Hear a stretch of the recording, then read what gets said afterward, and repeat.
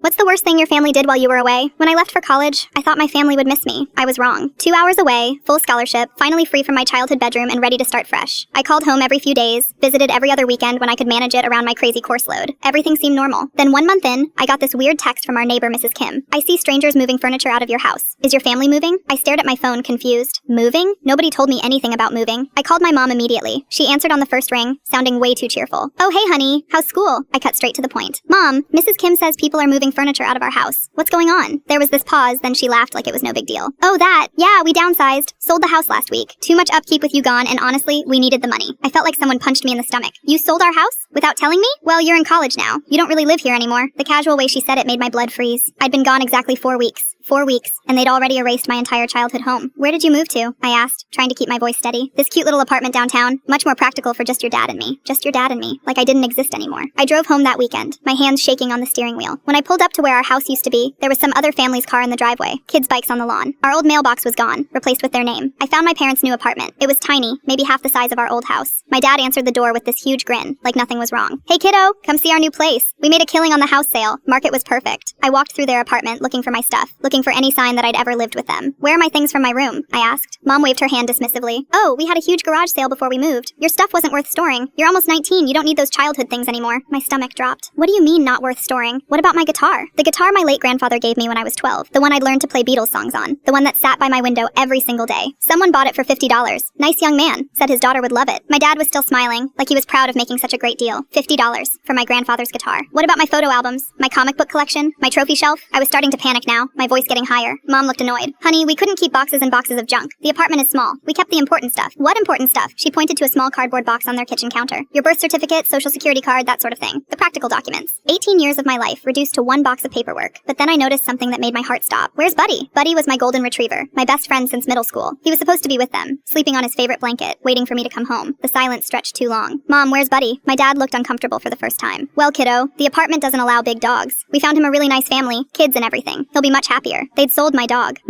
without asking me, without even telling me. I felt like I was drowning. You gave away my dog? We didn't give him away, Mom corrected, like that made it better. We got $300 for him. Purebred Goldens are valuable. They'd sold Buddy for $300. I couldn't breathe. I walked out of their apartment and sat in my car, shaking. Everything I'd ever cared about, everyone I'd ever loved, sold off like garage sale junk the second I left for college. That night, I called the vet where we'd always taken Buddy. The receptionist remembered him, gave me the microchip information. It took me 2 days to track down the family who'd bought him. When I called them, sobbing, begging to buy him back, they felt terrible. They had no idea my parents had sold him without my knowledge. It cost me my entire semester's savings, every dollar I'd earned from my campus job, but I got Buddy back. I moved into a tiny shared apartment near school that allowed pets, living off ramen and peanut butter sandwiches for months. I cut all contact with my parents.